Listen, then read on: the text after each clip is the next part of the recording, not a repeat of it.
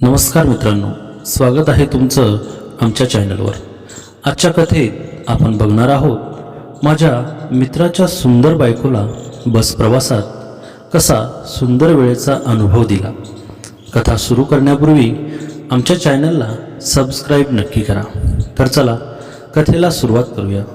नमस्कार मित्रांनो, मी संजय। माझ्या मित्राचे नाव प्रकाश आहे। आम्ही दोघेही लहानपणापासून एकत्र शिकलो।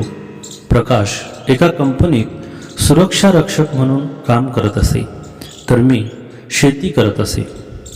गेल्या वर्षी डिसेंबरमध्ये प्रकाशच्या जिभेवर एक फोड आला। आम्ही दररोज रात्री जेवणानंतर गावातल्या एका पानाच्या दुकानात भेटत असू। तेव्हाच त्याने मला त्या फोडाबद्दल सांगितले। मी त्याकडे दुर्लक्ष केले आणि त्याला म्हणालो, असे छोटे मोठे प्रश्न होत असतात, जास्त काळजी करू नकोस। पण प्रकाशला गुटखा खाण्याची सवय होती। गेली 10 वर्षे तो गुटखा खात होता। हळूहळू तो फोड मोठा होऊन गाठीत रूपांतर झाला। आता 7 महिने झाले होते। प्रकाशला खूप त्रास होऊ लागला। जेवणही व्यवस्थित करता येत नव्हते। मग प्रकाशची पत्नी सुनीता मला म्हणाली, भाऊ, तुम्ही त्याला काही समजावून सांगा आणि रुग्णालयात उपचारासाठी बोला। तो फोड काहीतरी वेगळा वाटतो। त्या त्रासामुळे प्रकाश आता दारूही प्यायला लागला होता आणि नोकरीही सोडली होती। दुसऱ्या दिवशी सकाळी मी प्रकाशच्या घरी गेलो आणि त्याला दवाखान्यात येण्यासाठी विनवणी केली। तेव्हा त्याने माझे ऐकले आणि येण्याचे कबूल केले। मग आम्ही तिघे, मी, प्रकाश आणि सुनीता, जिल्ह्यातील मोठ्या खाजगी रुग्णालयात गेलो। तपासणी झाली आणि 2 तासानंतर जेव्हा रिपोर्ट आला तेव्हा आमच्या पायाखालची जमीन सरकली, कारण प्रकाशला दुसऱ्या टप्प्यातील कर्करोग असल्याचे निदान झाले होते। आम्ही सर्व घाबरलो। सुनीता वहिनींच्या डोळ्यात पाणी आले। डॉक्टरांनी लगेच प्रकाशला ॲडमिट करून ऑपरेशन करायला सांगितले। मी खर्च विचारला तेव्हा डॉक्टरांनी 3 लाख रुपये लागतील असे सांगितले। एवढे पैसे कसे जमवायचे हा प्रश्न आमच्या समोर होता। मी डॉक्टरांना म्हणालो, आम्ही आता घरी जातो, पैशांची व्यवस्था झाली की येऊ। डॉक्टरांनीही होकार दिला। सुनीता वहिनी फार चिंतेत होत्या। प्रकाशही नर्वस झाला होता। मी वहिनींना म्हणालो, काळजी करू नका, आम्ही पैशाची सोय करू, आधी घरी चला। प्रकाशची तब्येत खूपच खराब झाली होती। लवकर निर्णय घ्यायचा होता। संध्याकाळी घरी आल्यावर मी मोबाईलवर काही आयुर्वेदिक डॉक्टरांचे व्हिडिओ पाहिले, पण त्यांच्या बोलण्यावरून समाधान मिळाले नाही। मग मी एका नातेवाईकाला फोन केला। त्यांच्याही घरी अशीच परिस्थिती होती आणि त्यांनी राजस्थानमधील एका ठिकाणी उपचार घेतले होते। त्या ठिकाणी कोणत्याही टप्प्यातील कर्करोगावर 100% उपचार होतो। फक्त ये जा आणि राहण्याचा खर्च आपला, बाकी सेवा विनामूल्य असते। दुसऱ्या दिवशी मी प्रकाशला तिथे न्यायचे ठरवले आणि रात्रीच गाडी बुक केली। मी पुण्याजवळील खेड तालुक्यात राहतो। तिथून राजस्थान खूप दूर होते, पण प्रकाश बरा होईल याची खात्री होती। सकाळी 5 वाजता गाडी आली। आम्ही प्रकाशला पलंगावर गादी टाकून मागे झोपवले आणि मी आणि सुनीता वहिनी मधल्या सीटवर बसलो। वहिनी दिसायला सावळ्या होत्या, पण स्वभावाने मनमोकळ्या आणि निर्धास्त होत्या। गाडी रस्त्यावर धावू लागली तेव्हा वहिनीला झोप येऊ लागली। आम्हाला तिथे पोहोचायला 2 दिवस लागणार होते। वहिनी गाढ झोपी गेल्या आणि हळूहळू त्यांनी आपले डोके माझ्या खांद्यावर ठेवले। 2-3 वेळा मी त्यांचे डोके सरकवले, पण ते पुन्हा माझ्या खांद्यावर येत असे। मला याची हरकत नव्हती, पण ड्रायव्हर वारंवार आरशातून माझ्याकडे पाहत होता। त्याचीच मला लाज वाटत होती। काही वेळाने मी ड्रायव्हरकडे दुर्लक्ष केले आणि वहिनींची मान तशीच राहू दिली। मलाही झोप लागली। झोपेतच माझ्या लक्षात आले की वहिनींच्या छातीचा स्पर्श माझ्या हाताला होत होता। ड्रायव्हर ब्रेक मारायचा तेव्हा तो स्पर्श अधिक जोराने होई. तो स्पर्श मला खूप आनंद देत होता. मला वाटे राजस्थानपर्यंत वहिनी अशाच माझ्या खांद्यावर झोपाव्यात. मग ड्रायव्हरने जेवणासाठी गाडी थांबवली. तेव्हा आमचे डोळे उघडले. वहिनींच्या लक्षात आले की त्यांची मान माझ्या खांद्यावर होती. तेव्हा त्या म्हणाल्या, भाऊ मला खूप झोप आली. माहीत नाही कधी. मी म्हणालो, हरकत नाही, झोपेत होता. जेवण करून आम्ही पुढे निघालो. 1.5 दिवसात आम्ही त्या आश्रमात पोहोचलो.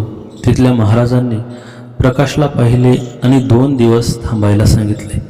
आम्ही जवळच्या हॉटेलमध्ये 2 खोल्या घेतल्या.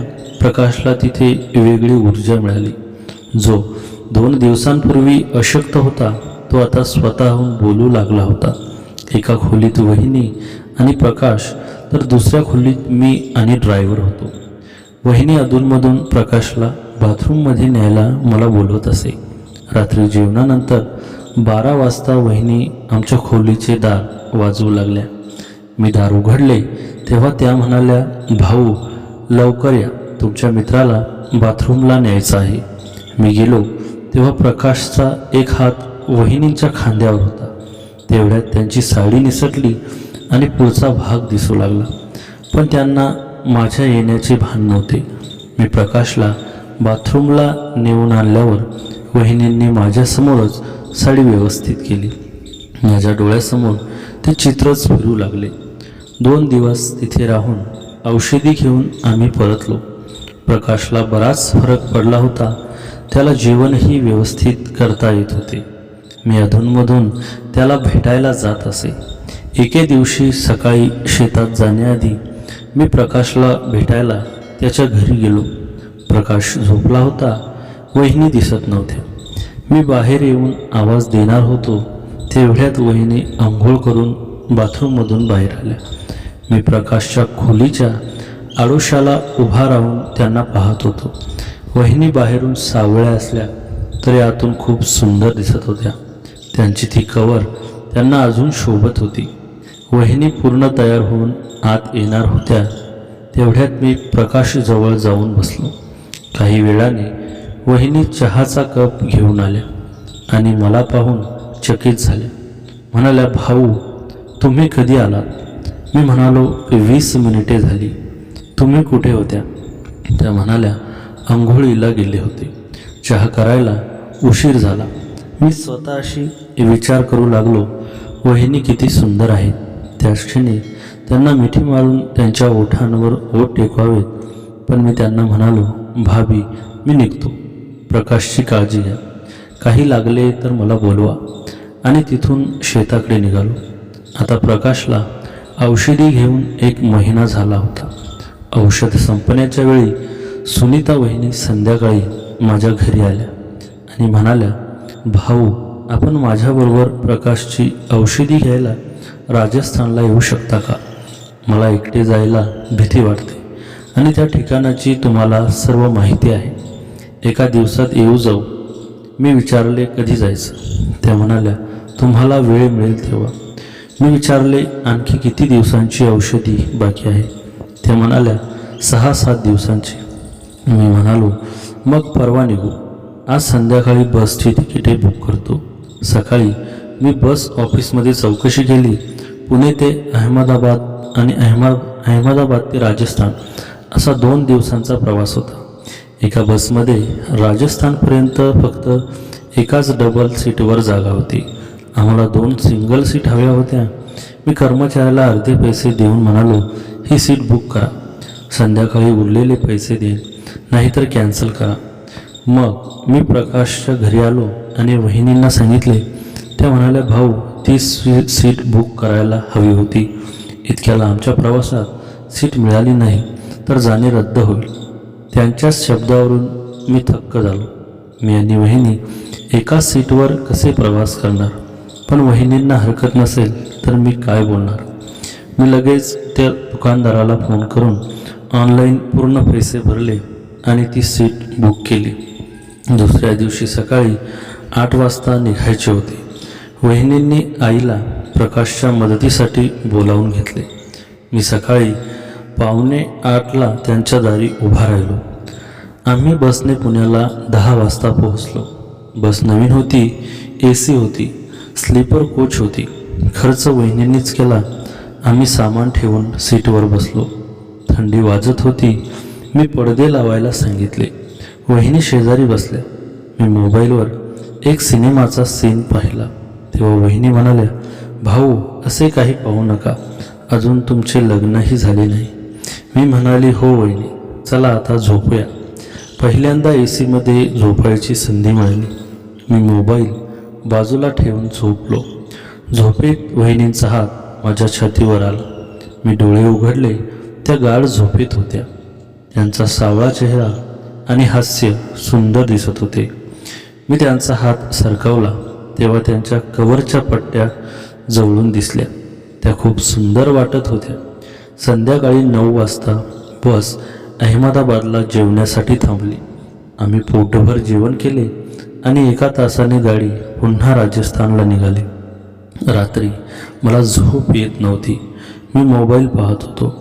11 वाजता ड्रायव्हरने लाईट बंद केली. पूर्ण अंधार झाला. वहिनी झोपल्या. त्यांनी पुन्हा हात माझ्या पोटावर ठेवला आणि मला चिकटून झोपले.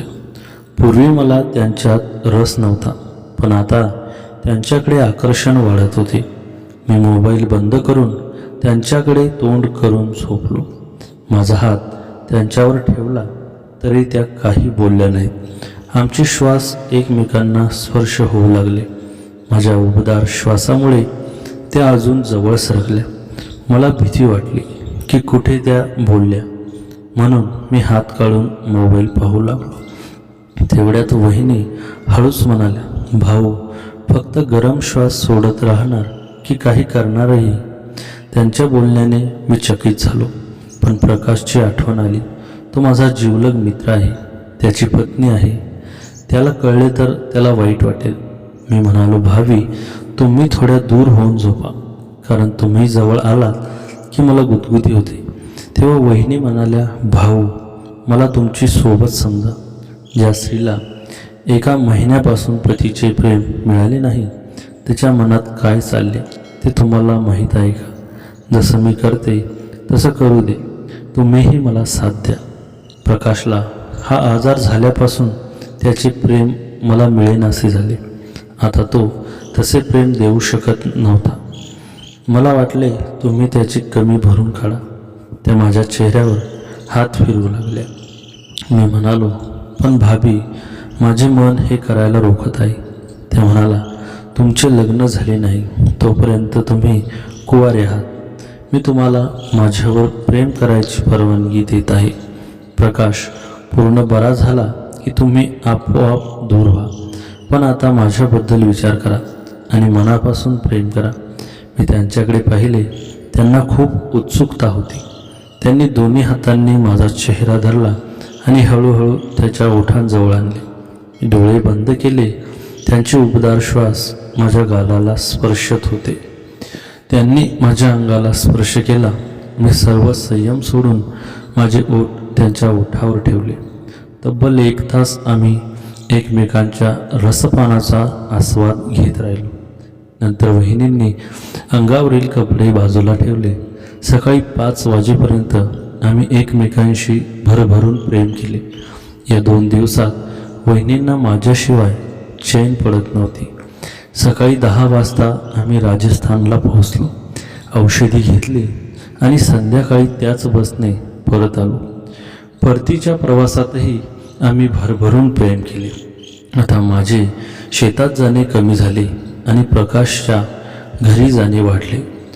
वहिनी प्रकाशला औषधी देऊन आपले काम आटोपून माझ्यासोबत प्रेम करायला मोकळ्या असत. हा क्रम 1.5 वर्ष चालला. प्रकाश 90% बरा झाला. त्याच्या जिभेवरील गाठ औषधाने मोठ्या प्रमाणात विरघळली होती. दरम्यान माझ्या घरच्यांनी माझे लग्न ठरवले. काही दिवस मी वहिनींपासून दूर राहिलो, पण पहिले प्रेम कधी विसरत नाही. मी फक्त नावासाठी लग्न केले, पण भरभरून प्रेम करायची इच्छा अजूनही वहिनींबरोबरच येत असे. वहिनीही मला सांगत असत, माझ्या बाळाचा हात तुमच्यासारखाच असावा, कारण प्रकाशपेक्षा मी त्यांच्यासोबत जास्त वेळ घालवला होता. अशा रात्रीच्या बसप्रवासात वहिनींनी दिलेले प्रेम मी कधीही विसरू शकणार नव्हतो. संजयचे लग्न झाल्यानंतर 6 महिने उलटून गेले होते. त्याची पत्नी गौरी अतिशय सरळ, साधी आणि विश्वासू होती. तिला संजयवर आतोनात प्रेम होते, पण संजयच्या मनात सुनीता विसरली जात नव्हती. रात्री झोपताना संजयला वारंवार त्या बसप्रवासाचे, त्या स्पर्शांचे, त्या क्षणांचे दृश्य दिसायचे. तो स्वतःला शिव्या देत असे, पण मन काही केल्या आवरत नसे. एकदा तो प्रकाशच्या घरी गेला. प्रकाश आता पूर्णपणे बरा झाला होता. तो नोकरीला जात असे. संजयने विचारले, प्रकाश, तू कसा आहेस? प्रकाश असला, मी पूर्ण बरा आहे संजय. डॉक्टर म्हणाले माझ्यातील 95% कर्करोग नष्ट झालाय. औषधं आणि आहारामुळे उरलेला भागही बरा होईल. संजयला आनंद झाला. पण त्या क्षणी सुनीता चहा घेऊन आली. तिने संजयकडे पाहिले आणि तिचे डोळे भरून आले. ती काही बोलली नाही, फक्त चहा ठेवून निघून गेली. त्या रात्री संजयला कळले या नात्याचा अंत झाला पाहिजे. त्याने ठरवले आता तो प्रकाशच्या घरी जाणार नाही. पण हे ठरवताना त्याच्या मनात खूप कठीण होत होते. एक दिवस संजय शेतात काम करत असताना त्याची पत्नी गौरी त्याच्या मोबाईलमध्ये बघत होती. तिला सुनीताशी झालेले संजयचे जुने संभाषण सापडले. ते वाचून ती थक्क झाली. संध्याकाळी गौरीने संजयला विचारले, संजय, मी तुझा मोबाईल बघितला. तुझा आणि सुनीताचं हे खरं आहे का? संजयचा चेहरा पांढरा पडला. त्याला वाटले हा क्षण आलाच. त्याने डोके खाली घातले. हो गौरी, मी चूक केली. तू मला सोडून जाशील हे मला माहिती आहे. गौरीच्या डोळ्यात पाणी आले, पण तिने संजयचा हात धरला. संजय, मी तुझी पत्नी आहे. मी तुला सोडून जाणार नाही. पण तुला हे माहिती आहे का की जो माणूस आपल्या मित्राचा विश्वासघात करतो तो एक दिवस आपल्याशीही विश्वासघात करू शकतो. ती वाक्य संजयच्या हृदयात भोसकल्यासारखे झाले. त्याने गौरीच्या पाया पडून माफी मागितली. मी तुझ्याशी कधीच खोटं बोलणार नाही. मी तुझ्यावर प्रेम करतो. त्या चुक्या मागे सोडायच्या आहेत. गौरीने त्याला उठवले. ठीक आहे, पण तू आता प्रकाशला सत्य सांग, कारण सत्य लपून ठेवलं तर एक दिवस ते कधीही उघड होऊ शकतं आणि मग ते आणखी वाईट होईल. दुसऱ्या दिवशी संजय प्रकाशच्या घरी गेला. त्याचा चेहरा गंभीर होता. प्रकाशने विचारले, काय झालं संजय? तू असा का दिसतोस? संजयने खोलीचे दार बंद केले. प्रकाशच्या समोर बसला. त्याचा आवाज कापत होता. प्रकाश, मला तुला एक सत्य सांगायचं आहे. मी तुझा मित्र आहे, पण मी तुझ्याशी विश्वासघात केलाय. प्रकाश थिजला. कसला विश्वासघात? संजयने सगळं सांगितलं. बस प्रवासापासून ते 1.5 वर्षाच्या नात्यांपर्यंत. तो थांबला नाही, थेट सत्य बोलला. त्याने सुनीताचा उल्लेख केला, पण स्वतःची चूक कबूल केली. संपूर्ण कथा ऐकल्यानंतर प्रकाश उठला. त्याचा चेहरा लाल झाला. हात थरथरू लागले. संजय, तू माझा मित्र. मला वाटलं तू माझ्या आयुष्यातील सर्वात चांगला माणूस आहेस, पण तू. प्रकाशच्या डोळ्यातून अश्रू वाहू लागले. तो म्हणाला, मी तुला माझ्या आजाराची सर्वात गुप्त बाब सांगितली. मी तुझ्यावर विश्वास ठेवला आणि तू माझ्या पत्नीशी. संजय गुडघ्यावर पडला. मला माफ कर प्रकाश. मी अधम आहे. मी तुझी मैत्री गमावली. तेच माझं सर्वात मोठं दुःख आहे. प्रकाश काही क्षण शांत राहिला. नंतर म्हणाला, संजय, मी तुला माफ करतो, पण तू माझ्या डोळ्यासमोरून जा. मला तुझा चेहरा दिसू नको आणि सुनीताला मी तिच्याशी बोलेन. संजय उठला. प्रकाशला नमस्कार केला आणि बाहेर पडला. बाहेर आल्यावर त्याच्या डोळ्यातून अश्रू सुटले. त्या रात्री प्रकाशने सुनीताशी बोलण्याचे ठरवले. सुनीता रडत होती. ती म्हणाली, प्रकाश, मी चूक केली. तुझ्या आजारात मी एकटी पडले. संजयकडे आधार मिळाला, पण ते चुकीचं होतं. मला माफ कर. प्रकाशने तिच्या डोळ्यात पाहिले. त्याला राग होता, दुःख होते, पण त्याचबरोबर त्याला एक गोष्ट कळली. सुनीताच्या मनातही त्रास होता. तिने आपली चूक मान्य केली होती. प्रकाश म्हणाला, सुनीता, मी तुला माफ करतो, पण आता आपण दोघं नव्याने सुरुवात करूया. आपल्याला एकमेकांना समजून घ्यायला हवं. आपल्या नात्यात तडा गेलाय, पण तो दुरुस्त करता येईल. सुनीता हसली. तिने प्रकाशचा हात धरला. होय प्रकाश, आपण नव्याने सुरुवात करू. त्या रात्री त्यांनी एकमेकांशी मनमोकळेपणाने बोलण्याचा प्रयत्न केला. प्रकाशला समजले की आजारपणात तो पत्नीकडे दुर्लक्ष करत होता, तर सुनीताला समजले की तिने विश्वासघात करून नात्याचा पाया हलवला होता. दोघांनीही नव्याने सुरुवात करण्याचा निर्णय घेतला. संजयने आता स्वतःला बदलायचे ठरवले. त्याने गौरीला घेऊन दुसऱ्या जिल्ह्यात जाऊन नवीन शेत विकत घेतले. त्याने नव्याने जीवन सुरू केले. त्याने स्वयंसेवी संस्था सुरू केली, जिथे तो कर्करोगाच्या रुग्णांना मानसिक आधार देत असे. त्याला वाटले जी चूक त्याने प्रकाशबरोबर केली ती चूक आता इतर कोणी करू नये, म्हणून तो लोकांना जागरूक करू लागला. एकदा त्याने एका कार्यक्रमात सांगितले, आपली माणसं, आपले नातेवाईक, आपले मित्र हेच आपलं खरं सुख आहे. त्यांच्याशी विश्वासघात करणं म्हणजे स्वतःला गमावणं. त्याच्या बोलण्याचा परिणाम अनेकांवर झाला. गौरी हळूहळू संजयवर पूर्ण विश्वास करू लागली. तिने त्याला आधार दिला. ती म्हणाली, संजय, तुझ्या चुकामागे आहेत. आता तू एक चांगला माणूस बनलास, याचा मला अभिमान आहे. संजयला गौरीमध्ये एक नवीन सोबत मिळाली. तो तिच्याशी प्रामाणिक राहू लागला. त्याने आपल्या मनातील सगळी गुपिते तिला सांगितले. गौरीने शांतपणे ऐकून घेतले आणि म्हणाली, भूतकाळ विसरून चला, आपण भविष्यात रमू. प्रकाशने आपली नोकरी चांगली गेली. त्याला आपल्या गावात एक नवीन औषधालय उघडले.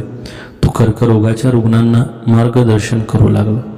सुनीतानेही शिक्षण पूर्ण करून गावातील शाळेत शिक्षिका म्हणून काम सुरू केले. ती म्हणाली, मी आता फक्त शिकवणार नाही, तर मुलांना चांगले संस्कारही दे. त्यांचं कुटुंब आता सुखी होत. दोघांनीही भूतकाळ मागे सोडला. 2 वर्षांनी संजय आणि प्रकाश यांची भेट एका कार्यक्रमात झाली. दोघांनी एकमेकांकडे पाहिले. त्यांच्या डोळ्यात काहीतरी बोलत होते. संजय पुढे सरकला. प्रकाश, कसा आहेस? प्रकाशने डोके वर केले. मी बरा आहे. तू? मीही बरा. गौरी बरी आहे आणि सुनीता, तीही बरी आहे. आम्ही आनंदी आहोत. दोघांनी एकमेकांना हात जोडले. ती भेट फक्त 5 मिनिटांची होती, पण त्या 5 मिनिटात त्यांना एक गोष्ट कळली. जीवनात सर्व काही व्यवस्थित होण्यासाठी भूतकाळ विसरून वर्तमानात जगायला हवं. प्रकाश म्हणाला, संजय, मी तुझ्यावर रागवत नाही. तू माझा मित्र होतास आणि माझ्या मनात तुझ्यासाठी आदर आहे. पण आता आपण वेगळ्या वाटा आहोत. संजयने होकार दिला. तू बरोबर आहेस. आता आपण आपल्या आयुष्यात पुढे जाऊ. दोघांनी एकमेकांना शेवटचा नमस्कार केला आणि आपापल्या वाटेला लागले. संजयची आता एक मुलगी होती. तिचं नाव आर्या. तो तिला शिकवत असे. आर्या, विश्वास ही सर्वात मोठी संपत्ती आहे. ती गमावली तर सगळं गमावलं. प्रकाशचा मुलगा होता अर्जुन. तो त्याला सांगत असे, बेटा, नात्यात प्रामाणिकपणा हवा. खोटं बोलून नात्याचा पाया कुंकवत होतो. दोन्ही कुटुंबे वेगळे पण सुखी होती. या कथेतून एक गोष्ट स्पष्ट होते. चुका होतात, पण त्याची जाणीव होणे, त्याला कबुली देणे आणि सुधारणा करणे हीच खरी ताकद आहे. संजय, प्रकाश, सुनीता आणि गौरी सर्वांनीच आपापल्या परीने धडा घेतला. जीवनात खरं सुख हे आपल्या लोकांशी प्रामाणिक राहण्यात आहे. जो स्वतःशी आणि इतरांशी प्रामाणिक असतो तोच खरा सुखी असतो. संजय आणि प्रकाश यांची मैत्री कायमची तुटली, पण त्यातून दोघांनाही मोठी शिकवण मिळाली. आता दोघेही आपापल्या जगात सुखी होते. हाच जीवनाचा सर्वात मोठा संदेश आहे. भूतकाळात राहून दुःखी होण्यापेक्षा वर्तमानात जगायला शिका. जर तुम्हालाही ही कथा आवडली असेल तर लाईक करा, शेअर करा आणि आमच्या चॅनलला सबस्क्राईब करायला विसरू नका. पुढच्या व्हिडिओत अशीच एक नवी रोमांचक भावनिक कथा घेऊन हजर होईल. तुमची प्रतिक्रिया कमेंटमध्ये नक्की कळवा. धन्यवाद.